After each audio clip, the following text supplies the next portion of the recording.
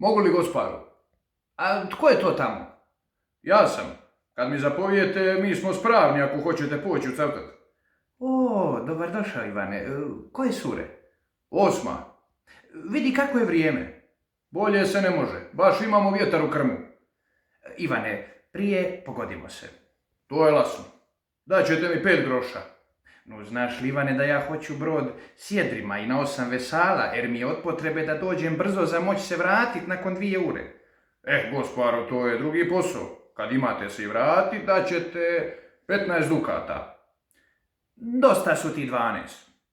Ja, gosparu, s vami ne gledam i kako vam i slušat ću vas. Ali vam preporučivam što je naš običaj.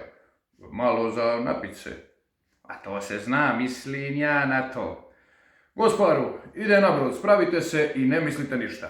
Pođi, sad ću ja doći. Gosparu, došli ste. Primi ovi košic i ovo vina i daj mi ruku da ne padem. Ljudi, odvežite se. Veselo ljudi, uprite, ima dobra vina.